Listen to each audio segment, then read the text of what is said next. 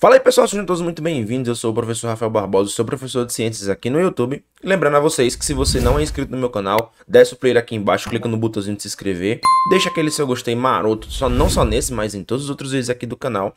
E claro, se você quiser e tiver alguém aí que está precisando de aulas de química, de farmacologia, de ciências em geral, manda o link do meu canal para ele, compartilha aí, não custa nada, que a gente está crescendo aqui na plataforma do YouTube. Ainda bem. Bom, na videoaula de hoje, nós vamos falar aí sobre forças intermoleculares. Então, se você está estudando aí para algum vestibular que exige esse conteúdo e também para o Enem, é bom lembrar disso, que o Enem cobra muito forças intermoleculares, você caiu na videoaula certa. Então, depois da vinheta, vem comigo. Solta a vinheta aí, produção.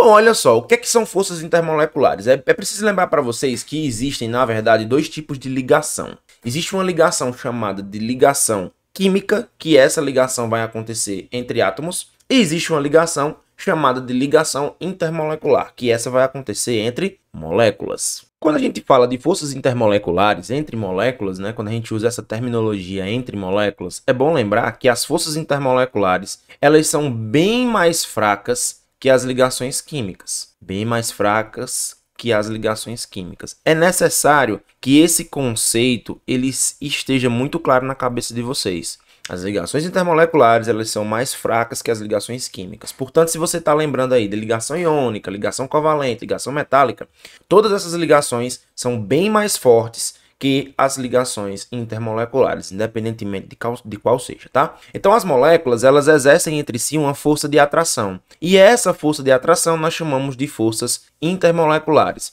Lembrando que essas forças de atração, a maneira como as moléculas se atraem ou se ligam, vai depender da estrutura da molécula, do tipo de átomo que está constituindo aquela molécula, tá bom? Professor, e qual é a importância dessas forças intermoleculares do ponto de vista prático? Os estados físicos e a maneira como cada molécula se comporta, por exemplo, a temperatura ambiente, varia de acordo com o tipo de força intermolecular que ela tem. Então, por exemplo, se a gente avaliar a gasolina, que produz forças intermoleculares de dipolo induzido, que entre as forças intermoleculares são as mais fracas, a temperatura ambiente, a tendência é que ela vaporize, é que ela passe para o estado gasoso. Por quê? Porque as interações intermoleculares entre as moléculas que compõem a gasolina são interações muito fracas. Isso não acontece, por exemplo, com a água. A água, a temperatura ambiente, 25 graus Celsius, um ATM, é óbvio, ela vai tender a estar no estado líquido. Por quê? Porque as interações que existem entre as moléculas de água, elas são bem mais fortes, fazendo com que elas tenham uma força de atração maior. Então, quando a gente fala de forças intermoleculares, a gente divide essas forças em dois grandes grupos. As moléculas polares, né, que são aquelas moléculas que têm diferença de eletronegatividade entre os átomos que as compõem, ou momento dipolo diferente de zero, e aquelas moléculas apolares. Então, nas moléculas polares, nós temos três tipos de forças. A de dipolo-dipolo, as ligações de hidrogênio e as ligações íon-dipolo. E nas moléculas apolares, nós temos a de dipolo induzido, né, ou forças de London, tá bom? Bom, falando aí sobre as moléculas de dipolo-dipolo, né, sobre as moléculas que formam dipolo-dipolo, a atração vai ocorrer entre cargas parciais das moléculas. E por que essas cargas parciais? Vou pegar aqui como exemplo o HCl. Se a gente avaliar a eletronegatividade do cloro em função do hidrogênio, a gente vai perceber que o cloro ele tem uma eletronegatividade muito maior do que o hidrogênio. Isso faz com que se crie cargas parciais, que a gente representa com essa letrinha aqui, tá? Então o cloro ele tem uma carga parcial negativa, enquanto o hidrogênio ele tem uma carga parcial positiva. Repito, por que isso acontece? Porque existe uma diferença de eletronegatividade entre esses átomos. Consequentemente, esse padrão aqui vai se repetir em qualquer molécula de HCl, tá bom? Então, quando você junta várias moléculas de HCl, o que as mantém unidas é uma força que está aqui entre elas, ó. Ou seja, que vai acontecer entre o polo parcial negativo de um cloro, de uma molécula, e o polo parcial positivo do hidrogênio de outra molécula. Essa força de atração é a que nós chamamos de dipolo-dipolo. Ela também pode ser chamada de dipolo permanente, tá? Mas a mais comum é dipolo-dipolo. Isso acontece também com outros átomos, né? Na verdade, com outras moléculas, como é o caso do HBr, e somente com moléculas polares nessas condições, tá certo? Já quando a gente visualiza isso do ponto de vista de mecânica de calor, né? A gente vai perceber isso, ó, que os polos que são mais negativos, eles têm uma tendência a ser mais vermelhos, assim, né? pelo fato de ter mais elétrons e tudo mais, e a gente percebe que eles exercem uma força de atração com a região mais positiva da outra molécula que está em solução. Então, neste caso, nós temos uma ligação do tipo dipolo-dipolo, certo? Já as ligações de hidrogênio, elas são ligações mais específicas, e para que essas ligações aqui, né, ou forças, elas possam acontecer, é necessário uma condição. Qual é a condição, tio Rafas, nesse caso? A condição para que você tenha ligações de hidrogênio é, obviamente, ter hidrogênio, a molécula precisa ter hidrogênio, né? E esse hidrogênio tem que estar exercendo sua força com o flúor, com o oxigênio ou o nitrogênio, o famoso FON, né?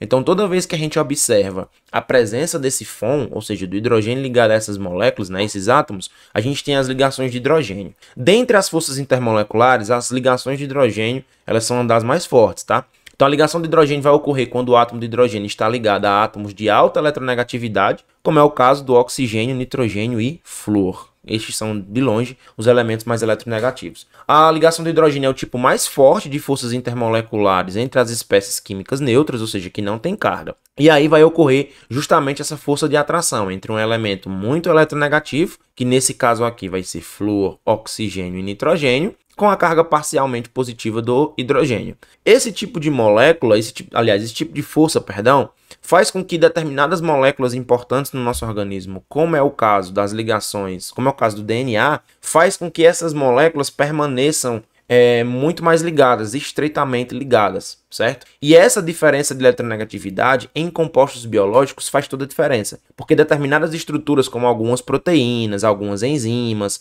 como também a própria molécula de DNA, ela apresenta essa interação nas ligações de hidrogênio, fazendo com que você tenha aí uma estrutura bem mais estável. A estabilidade é bem maior, por conta dessa diferença de eletronegatividade entre o hidrogênio e seus ligantes. A molécula de água ela pode formar no máximo 4 ligações de hidrogênio. Então, cada molécula de água vai formar 4 ligações de hidrogênio. Tio Rafas, como é que isso acontece? Vamos lá. Lembre-se que a molécula de água ela tem um oxigênio e 2 hidrogênios, perfeito? E 2 hidrogênios. O que é que acontece? Cada um desses átomos aqui, né, pode formar suas próprias ligações de hidrogênio. Então, o hidrogênio aqui gera uma, o hidrogênio aqui gera outra, enquanto que o oxigênio ele tem 2 pares de elétrons livres, gerando outra ligação. Então, se a gente for contar, a gente vai perceber que a molécula de água ela é capaz de formar justamente 4 ligações de hidrogênio. Já no estado líquido, o número máximo de ligações de hidrogênio formada é 3 ou 4, né? E no estado sólido são 4. A formação de uma estrutura hexagonal, que a gente chama de aberta, do cristal de gelo, explica esse comportamento anômalo da água, né? Ela forma essa estrutura bem definida. E essa estrutura bem definida faz com que ela apresente apenas 3 ligações, no máximo 4, dependendo do estado físico em que ela se encontre. As moléculas vão ficar mais distantes umas das outras, aumentando o volume e diminuindo a densidade, tá certo? Essa estrutura hexagonal ela só vai acontecer na água quando a gente tem essa característica da água se encontrar no estado de gelo, né, no estado sólido. No estado líquido, essa estrutura ela se desfaz e a molécula de água faz normalmente aí suas ligações de hidrogênio. Então, a formação do cristal de gelo, ela justamente acontece porque existe a formação dessas pontes de hidrogênio. E essas pontes de hidrogênio, elas vão sendo formadas muito rapidamente, fazendo com que a estrutura cristalina da água seja bem instável desse ponto de vista, tá bom? Então, a menor densidade do gelo comparada com a água líquida é um detalhe de natureza extremamente importante para a existência da vida na Terra. A camada de gelo que se forma sobre a água em regiões frias isola a água líquida que está abaixo, protegendo todo o ecossistema aquático. E isso é muito importante para quem estiver estudando, por exemplo, disciplinas que têm contextualização, né, com outras disciplinas que estão ali agregadas a outro conhecimento. Então, por exemplo, para a galera da área da saúde que estuda água, que tem um capítulo só para estudar água, é por isso que é importante lembrar dessa característica das ligações de hidrogênio que a água vai formando, dependendo da sua estrutura e do estado físico em que ela se encontra.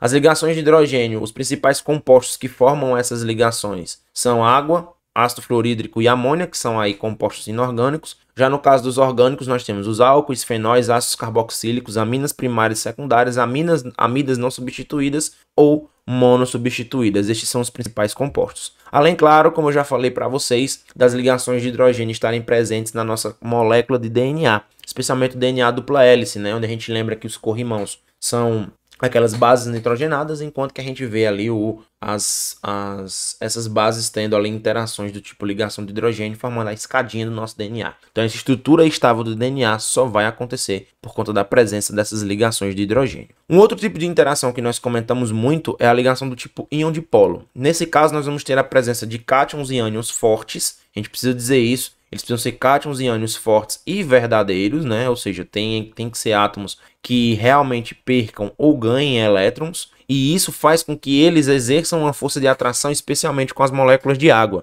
Essa interação ela é muito característica em íons dissolvidos e solventes polares, ocasionando aí uma estrutura relativamente estável, mas com uma água de solvatação, digamos assim, né? A gente vai ter um íon muito forte no centro, e ao redor dele nós vamos ter moléculas de água que vão se atrair por esses íons, perfeito? Então um exemplo disso é a dissolução do NaCl. Quando a gente dissolve o NaCl em água, então as moléculas de água elas vão retirando esses íons que são muito fortes, solvatando esses íons, tornando aquela ligação do tipo íon dipolo muito comum na dissolução de sais inorgânicos, por exemplo. As forças de London ou de dipolo induzido elas vão acontecer entre moléculas que têm apolaridade, né? Ou seja, são moléculas que não apresentam entre seus átomos diferença de eletronegatividade ou que o seu momento dipolo é igual a zero. Um exemplo disso são as substâncias simples. Então, todas substâncias simples, como é o caso do I2, do N2, do H2, são substâncias apolares e, portanto, elas vão formar aí ligações do tipo dipolo induzido. Por que são dipolo induzido? Porque elas não têm polos verdadeiros, não existe diferença de eletronegatividade. Então, a aproximação dessas moléculas gera um polo parcial bem fraquinho. Essas substâncias que formam dipolo induzido, a tendência delas é que elas se encontrem no estado gasoso a temperatura ambiente. Não é padrão, mas elas tendem a se encontrar nesse estado. Claro que se você altera a pressão, elas vão tender a mudar de estado físico, mas normalmente a temperatura ambiente, um ATM, a tendência é que elas se encontrem no estado gasoso, porque elas têm uma força de repulsão maior que uma força de atração, tá bom? Então a polarização da nuvem eletrônica de uma molécula é semelhante à deformação de uma bolha de sabão. Quanto maior for a bolha, mais fácil é a sua deformação, e quanto maior é a nuvem eletrônica, mais fácil é a sua polarização. Ou seja, quanto mais elétrons tiver ali ao redor daquela molécula, mais fácil vai se formar essa nuvem e mais fácil será também o processo pelo qual o dipolo induzido vai se formar. E aí existem algumas características, né? Algumas curiosidades, na verdade. Então, as lagartixas, por exemplo, elas conseguem se sustentar em determinadas superfícies graças a inúmeras milhares de forças de polo induzido que acontecem na pata delas. E esse foi um estudo primordial, uma observação primordial, para a gente definir estruturas de colas, adesivos, tintas e por aí vai. Essas malhas de microfibras, elas são bem interessantes para entender como é que essa adesão acontece, certo? Então, uma superfície que foi inspirada nessas lagartixas foi em 1960, onde o cientista alemão Hiller sugeriu que a habilidade das lagartixas de caminhar nas paredes era por conta de forças de atração entre moléculas da pata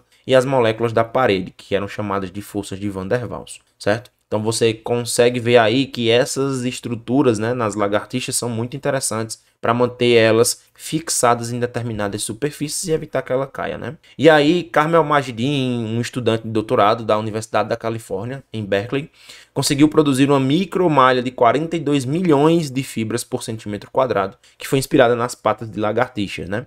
Que é capaz de segurar apenas pelo contato uma moeda junto a uma superfície lisa de vidro. A moeda não fica colada no material, mas apenas se sustenta pela ação dessa micromalha aí, que foi inspirada nas lagartixas, né? Um exemplo seria o Homem-Aranha nesses casos, tá? A gente também pode avaliar a intensidade das forças intermoleculares baseadas no ponto de ebulição. Então, por exemplo, quanto mais forte for a interação intermolecular, mais alto será o ponto de ebulição. Então, a gente evidencia isso nessa tabela, ó. O HF, que faz ligação de hidrogênio, o ponto de ebulição é 20. O HCl, que faz dipolo-dipolo, o ponto de ebulição é menos 85. Já o flúor, que é dipolo induzido, faz menos 188. Ou seja, quanto mais forte é a ligação, mais forte será também o seu ponto de ebulição. Mais alto, na verdade, né?